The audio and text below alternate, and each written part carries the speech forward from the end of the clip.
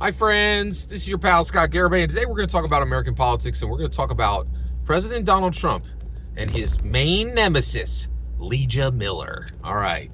So this is a pity post. What? What do you mean a pity post? I really have a lot of pity for the Democrats right now. And the reason why is they got their butts handed to them in this last election. The biggest thing is, man, those fools won at the wrong time, okay? The Democrats won the right to be president, to be the leading party during the 4 years of COVID. That was like foolish. They should have given that to Trump, right? That would have been the smartest thing they could do, right? And they are suffering for it. They are suffering so bad. And they've just been virtually kicked in the teeth. It's terrible, right? And I will say, I voted for Trump and I'm getting a lot of things I want. We're getting nuclear testing back. Yes.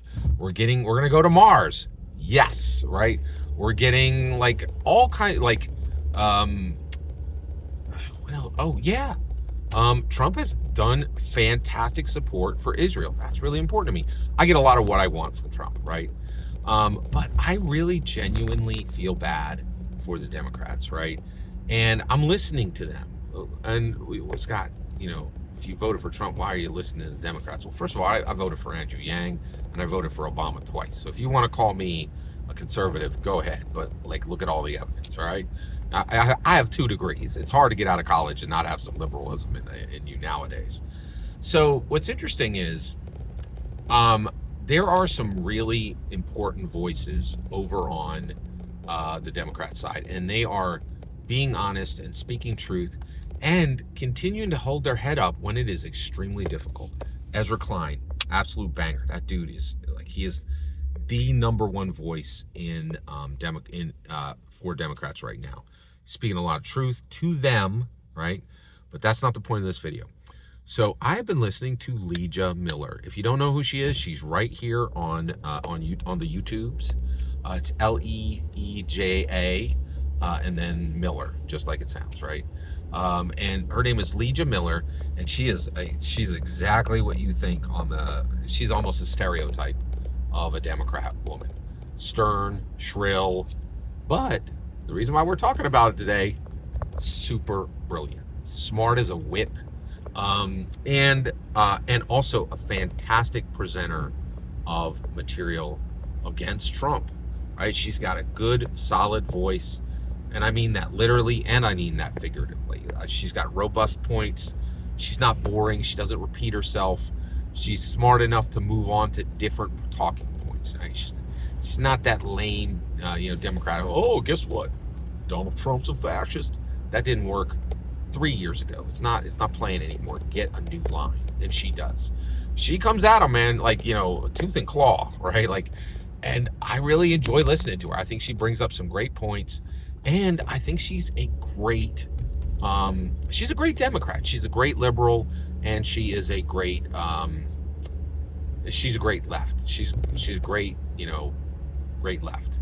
Recently on one of her videos, she was talking, one of her people said, that they went out for No Kings, right? And in their area it wasn't really well attended.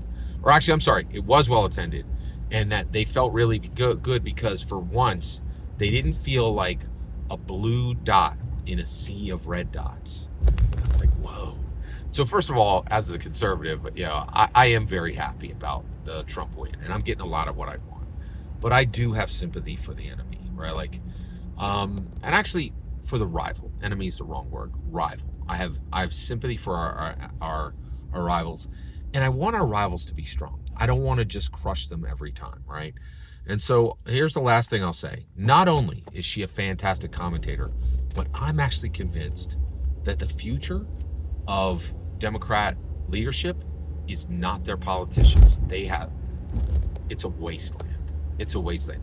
If Pete Buttigieg is looking like your best candidate, a loser from 8 years ago, you better start picking from a different pool. And I actually think Leeja Miller should be considered as a presidential candidate for 2028. And if she's pretty young, she might not be. I think she's 35. We'll see.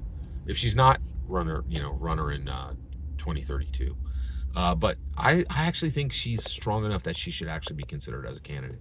If you haven't listened to Leeja Miller, get over there. She's got great commentary, and also I want the Democrats to start to shape themselves back together, right? We don't want to see them destroyed.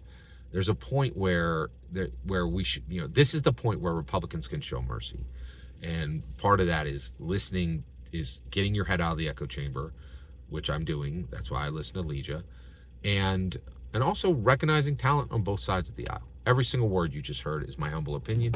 The important part is when I get to hear your humble opinion, when you get in the comments and send your traffic. Please consider liking, subscribing, and have a fetch millennium.